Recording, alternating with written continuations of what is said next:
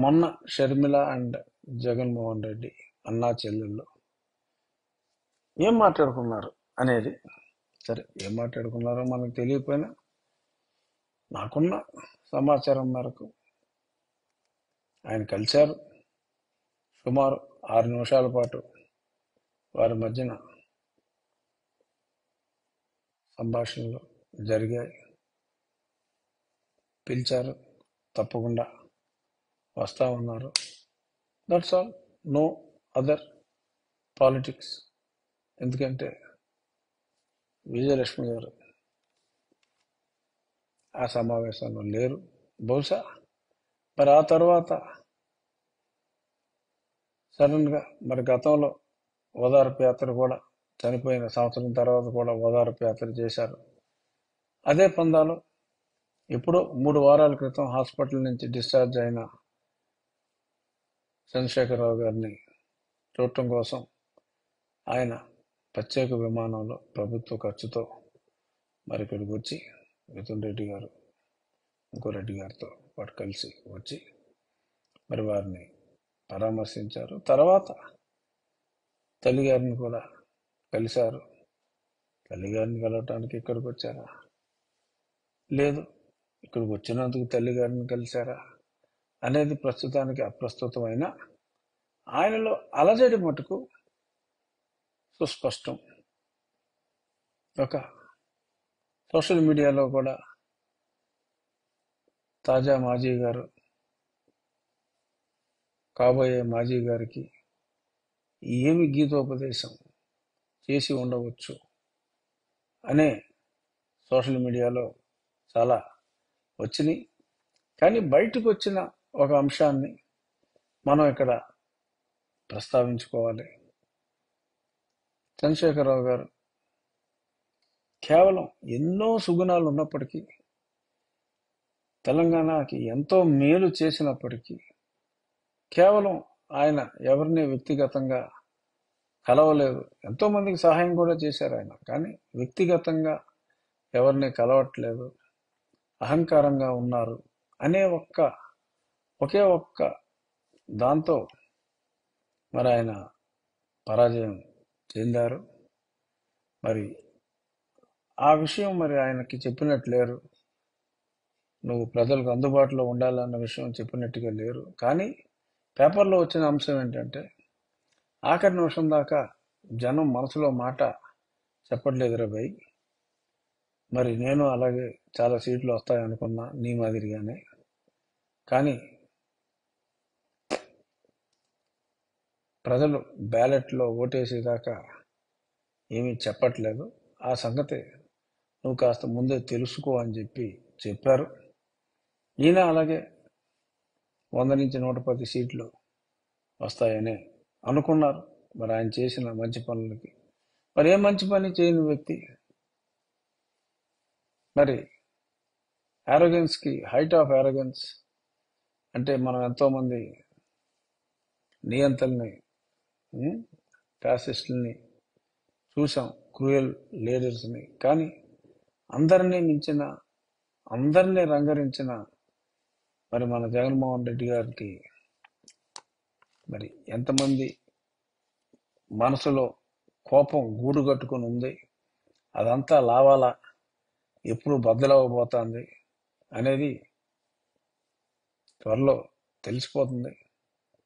డెఫినెట్గా చంద్రశేఖరరావు గారిని కలిసిన తర్వాత, వారి ఏకాంత చర్చల తర్వాత మరి ఏదైనా ఇంకా మనం పోతున్నారా బాబు అన్నది రియలైజ్ చేసుకుని మరి ఏదన్నా మార్పు వస్తే, ఓట్లేసి గెలిపించకపోయినా ప్రజలు మంచోళ్ళు, అట్లీస్ట్ మారేడు రేయడని చెప్పి కనీసం క్షమిస్తారు. ఓట్లు అయితే వేయరు, కానీ కనీసం క్షమిస్తారు. రేపు ముఖ్యమంత్రి పదవి పోయిన తర్వాత, అయ్యా జగన్మోహన్ రెడ్డి గారు మీరు తర్వాత మారినా కూడా అసలు ఎవరో పట్టించుకోరు మిమ్మల్ని. వెనకటికి జగన్మోహన్ రెడ్డి అనేవాడు ఒకడు ఉన్నాడు అని కూడా, people's memory is very short అమ్మా Jagan. People's memory is very short. మన జీవితాలే short. People's memory is even much shorter. చేయగలిగితే 4 మంచి పనులు చేసి సమాజంలో చనిపోయిన తర్వాత కూడా బ్రతికే అవకాశాన్ని బ్రతికుండగానే మర్చిపోయే విధంగా మలుచుకోవటం మీ ఒక్కరికే సాధ్యమైందేమో అనిపిస్తుంది. At least change your attitude, respect people and ఏదో కక్షలు పెట్టేసుకుని ఏదో రకంగా దొంగ కేసులు పెట్టి హింసించి హెరాస్ చేసి మన ఫ్లెక్సీలే ఉండాలి, ఎక్కడ చూసినా మన ఫ్లెక్సీలే ఉండాలి, పక్కోడు ఫ్లెక్సీ ఉండకూడదు, పక్కోడు ఫ్లెక్సీ వేస్తే చింపేయండి అని చెప్పి మీరు ఇన్నాళ్ళు చేశారు. కానీ ఇప్పుడు పీకమన్నా పీకడానికి పోలీసుడు రాడు. సో అంచేత పీకమని చెప్పి పోలీసుడు పీకట్లేదేంటని చెప్పి ఏడవకుండా ఆ పోలీసుడికే మనం పీకొద్దని చెప్పడం మానేస్తే మంచిది. అంచేత పండక్కి రాబోయే ప్రభుత్వంలో కాబోయే ఎమ్మెల్యేల ఫోటోలు, ఎంపీల ఫోటోలు, కాబోయే ముఖ్యమంత్రి ఫోటోలు ఎక్కువగా వేసుకుంటారు కాబట్టి పినుక వహించక అలక వహించక మీరు వేసుకోండి, మీ ఉంచుకోండి, అవి కూడా ఉంచండి అని చెప్పి. ఎందుకంటే మరి ఇది సంక్రాంతి సీజన్ కాబట్టి ఎక్కడికక్కడ చాలా ఫ్లెక్సీలు ఉంటాయి కాబట్టి నేను ఈ చిన్న సూచన బహుశా కేసీఆర్ గారు చెప్పే ఉంటారు మీకు. ఆయన ఇంట్లోనే బెడ్ మీద ఉన్నారు, ఇంకా పూర్తిగా వాకింగ్ మొదలు పెట్టినట్టు లేరు. సో వారు ఇచ్చిన సూచనలు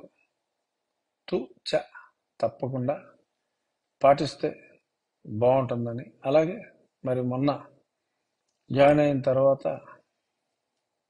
రాబోయే రోజుల్లో మరి కాంగ్రెస్ పార్టీ తీవ్రమైన డెంట్ యువజన శ్రామిక రైతు కాంగ్రెస్ పార్టీకి పెట్టబోతోంది అన్నది చాలా క్లియర్గా స్పష్టత వచ్చింది. సో అంచేత ఇంటికెళ్ళిపోవటం ఖాయం. సో అది కూడా గుర్తెరిగి తనను తాను తగ్గించుకున్నవాడు హెచ్చింపబడుదుడు అన్న బైబుల్ సూక్తిని ఇక నుంచైనా సిన్సియర్గా ఫాలో అవ్వాలని కోరుకుంటున్నా. ఇక ఇంకొక ముఖ్యమైన అంశం, నిన్న భారతీయ జనతా పార్టీ సమావేశాలు ముగిశాయి. ఎప్పటి నుంచో అనుకున్నట్టుగానే మరి ఈరోజు పేపర్ వార్తలు నిజమైతే నిజాలే రాస్తారు డెఫినెట్గా. ఈనాడు, ఆంధ్రజ్యోతిలో కూడా మరి ఈ ప్రభుత్వం చాలా తప్పులు చేసింది, ఆ తప్పులను కూడా మనం తీవ్రంగా ఖండించాలి. చాలామందికి మనం వైఎస్ఆర్ కాంగ్రెస్ పార్టీకి అనుకూలంగా ఉన్నాము అన్న అపప్రద కూడా తొలగించుకోవాల్సిన అవసరం ఉంది అని కూడా చాలా స్పష్టంగా చెప్పినట్టుగా మరి మన పేపర్లో చూసాం. ఆ పేపర్లో వార్తలు నిజమే, అందులో అనుమానం అక్కర్లా, నేను కూడా క్రాస్ వెరిఫై చేసుకున్నా. సో కాబట్టి రాబోయే రోజుల్లో మరి డెఫినెట్గా సత్యకుమార్ గారు చెప్పినట్టు అది 2 సైడ్ల నుంచి ఉండాలి స్నేహం అనేది అని చెప్పి వారు అడగాలి, వీరు అడగాలి అని చెప్పి చక్కటి సూచన కూడా వారు చేశారు. డెఫినెట్గా చెయ్యి కలిస్తేనే చప్పట్లు, ఒక చేత్తో ఎవరు